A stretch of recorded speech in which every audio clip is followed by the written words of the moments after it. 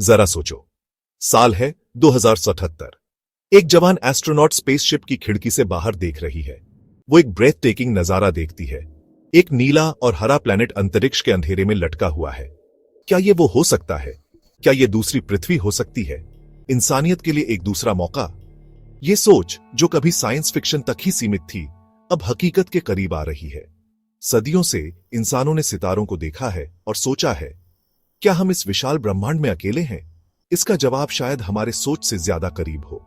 वैज्ञानिक एक खास तरह के प्लैनेट की तलाश में है। वो इसे अर्थ 2.0 कहते हैं। ये सिर्फ एक ऐसा प्लैनेट नहीं है जो हमारे जैसा दिखता है। ये एक ऐसा प्लैनेट है जिसमें जीवन की संभावना है, जैसा कि हम जानते हैं। अर्थ 2.0 की खोज मानव इतिहास के सबसे रोमांचक एडवेंचर्स में से एक है।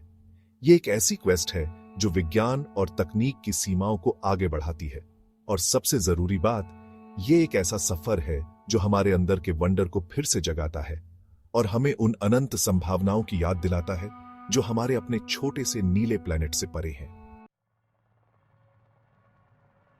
हमारा सोलर सिस्टम एक कॉस्मिक नेबरहुड जैसा है। इसमें 8 प्लैनेट्स हैं जो सूर्य की परिक्रमा करते हैं। लेकिन क्या आप जानते हैं कि हमारा सोलर सिस्टम मिल्की वे गैलेक्सी में अरबों में से सिर्फ एक है, और उन अरबों सोलर सिस्टम्स में और भी प्लैनेट्स हैं। हम इन प्लैनेट्स को एक्सोप्लैनेट्स कहते हैं क्योंकि ये हमारे सोलर सिस्टम के बाहर के तारों की परिक्रमा करते हैं। एक्सोप्लैनेट्स बहुत अलग अलग तरह के होते हैं। कुछ गैस जायंट्स हैं जो बृहस्पति से भी बड़े हैं, जिनमें स्वर्लिंग स्टॉर्म्स और दर्जनों मून्स हैं। दूसरे रॉकी वर्ल्ड्स हैं, जैसे पृथ्वी और मंगल, लेकिन उनका वातावरण या तापमान अलग हो सकता है। एक्सोप्लैनेट्स की विविधता अद्भुत है।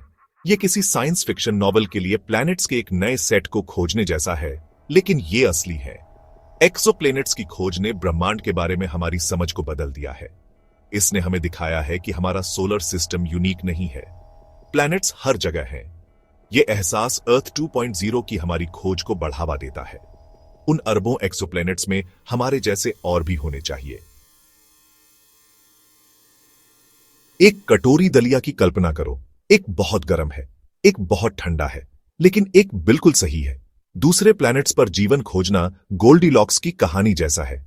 जीवन को सपोर्ट करने के लिए प्लैनेट्स को अपने तारे के चारों ओर एक जस्ट राइट जोन में होना जरूरी है। हम इसे हैबिटेबल जोन या गोल्डीलॉक्स जोन कहते हैं। हैबिटेबल जोन एक तारे के चारों ओर का वो एरिया होता है जहां तापमान लिक्विड वाटर के लिए बिल्कुल सही होता है। लिक्विड वाटर इतना जरूरी क्यों है? क्योंकि ये जीवन के लिए जरूरी है। जैसा कि हम जानते हैं, पृथ्वी पर पानी हमारे प्लैनेट की जीवन रेखा है। ये सभी जीवित चीजों को बनाए रखता है। हैबिटेबल जोन में एक प्लैनेट मिलने से जीवन की गारंटी नहीं मिलती, लेकिन ये एक अच्छी शुरुआत है। इसका मतलब है कि प्लैनेट में जीवन के लिए सही परिस्थितियां होने की संभावना है। वैज्ञानिक दूसरे फैक्टर्स को भी देखते हैं, जैसे प्लैनेट का वातावरण और क्या उसमें मैग्नेटिक फील्ड है। ये फैक्टर्स यह तय करने में महत्वपूर्ण भूमिका निभाते हैं कि क्या कोई प्लैनेट वास्तव में जीवन को सपोर्ट कर सकता है। अर्थ 2.0 की हमारी खोज में हमें कुछ दिलचस्प कैंडिडेट्स मिले हैं। ऐसे प्लैनेट्स जिन्होंने हमारी कल्पनाओं को जगाया है और हमें उम्मीद दी है कि हम अकेले नहीं हो सकते। केपलर 452b, TOI 700d और केपलर 1649c जैसे प्लैनेट्स। केपलर 452b, जिसे अर्थ का ओल्डर कजन कहा जाता है, लगभग 1400 लाइट ईयर्स दूर स्थित है। यह पृथ्वी से लगभग 60% बड़ा है और हमारे सूर्य जैसे एक तारे की परिक्रमा करता है। दूसरी ओर TOI 700d लगभग 100 लाइट ईयर्स की दूरी पर घर के ज्यादा करीब है। यह पृथ्वी के आकार का है और एक रेड ड्वार्फ स्टार की परिक्रमा करता है। फिर केपलर 1649c है, जो पृथ्वी से थोड़ा बड़ा प्लैनेट है, जो 300 लाइट ईयर्स दूर स्थित है।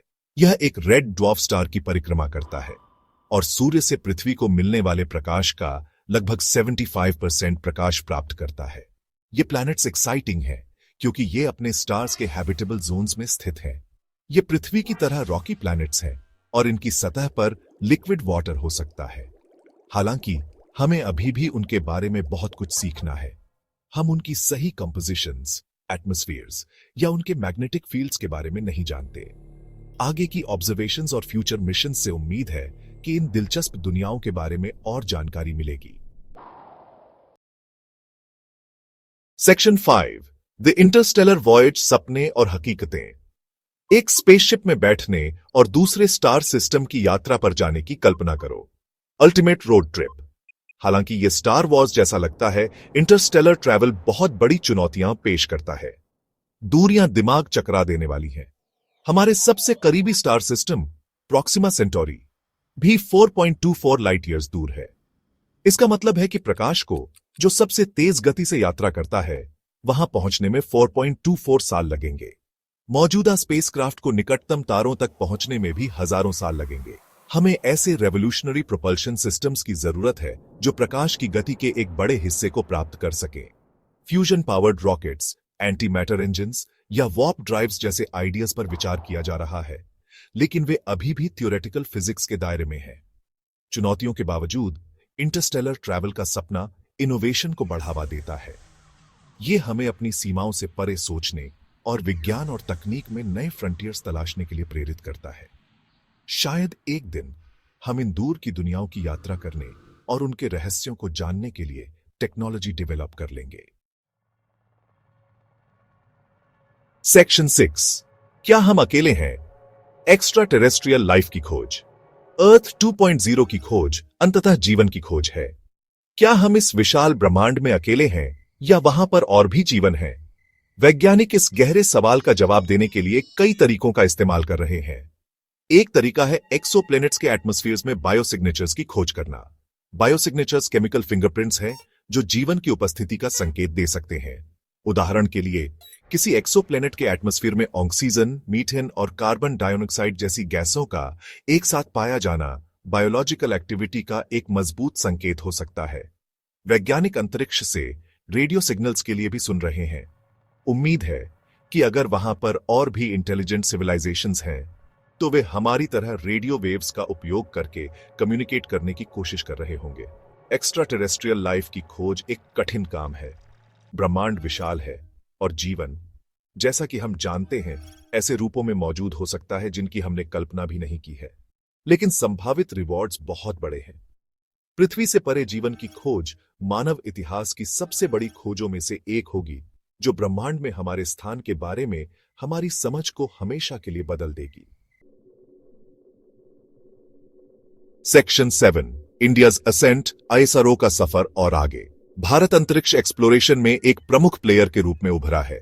इंडियन स्पेस रिसर्च ऑर्गेनाइजेशन या आईएसआरओ ने अपने कॉस्ट इफेक्टिव और इनोवेटिव स्पेस मिशंस के साथ उल्लेखनीय कामयाबी हासिल की है। चंद्रयान, भारत के मून मिशन से लेकर मंगलयान, उसके मार्स मिशन तक, आईएसआरओ ने लगातार अंतरिक्ष एक्सप्लोरेशन की सीमाओं को आगे बढ़ाया है। आईएसआरओ के भविष्य की योजनाएं और भी महत्वाकांक्षी हैं। इनमें सूर्य, शुक्र और एस्ट्रॉइड्स का अध्ययन करने के मिशंस के साथ साथ एक ह्यूमन स्पेस फ्लाइट प्रोग्राम की योजनाएं भी शामिल हैं। अंतरिक्ष एक्सप्लोरेशन में भारत का योगदान न केवल राष्ट्रीय गौरव का विषय है, बल्कि मानव इंजेन्युइटी और कोलैबोरेशन की शक्ति का भी प्रमाण है। ग्लोबल स्पेस कम्युनिटी में भारत की भूमिका महत्वपूर्ण है। जैसे जैसे हम अंतरिक्ष में आगे बढ़ते हैं, ब्रह्मांड के रहस्यों को उजागर करने और पृथ्वी से परे जीवन खोजने के लिए इंटरनेशनल कोलैबोरेशन महत्वपूर्ण होगा। आईएसआरओ की निरंतर सफलता आने वाले वर्षों में एक्साइटिंग कोलैबोरेशंस और डिस्कवरीज का मार्ग प्रशस्त करती है। सेक्शन 8 संभावनाओं का ब्रह्मांड, हमारी कॉस्मिक डेस्टिनी। अर्थ 2.0 और एक्स्ट्रा टेरेस्ट्रियल लाइफ की खोज सिर्फ एक वैज्ञानिक प्रयास से कहीं ज्यादा है। यह मानव आत्मा की असीम जिज्ञासा का प्रमाण है। यह एक याद दिलाता है कि हम खुद से कहीं बड़ी चीज का हिस्सा है। ब्रह्मांड अजूबों से भरा है जो खोजे जाने की प्रतीक्षा कर रहे हैं। हर नया प्लैनेट जो हमें मिलता है, हर सिग्नल जो हमें अंतरिक्ष से मिलता है, हमें सदियों पुराने सवाल का जवाब देने के करीब लाता है। क्या हम अकेले हैं? जैसे जैसे हम ब्रह्मांड का पता लगाना जारी रखते हैं, हमें याद रखना चाहिए कि ब्रह्मांड अनंत संभावनाओं का एक कैनवास है। अंतरिक्ष में हमारी यात्रा अभी शुरू हुई है। इसलिए सितारों को देखते रहे, सवाल पूछते रहे और एक्सप्लोरेशन कभी न रोकें। कौन जानता है कि ब्रह्मांड के विशाल विस्तार में कौन सी अविश्वसनीय खोजें हमारा इंतजार कर रही हैं। अंतरिक्ष एक्सप्लोरेशन का भविष्य उज्जवल है और यह हम सभी का है। आइए इसे एक साथ एक्सप्लोर करें।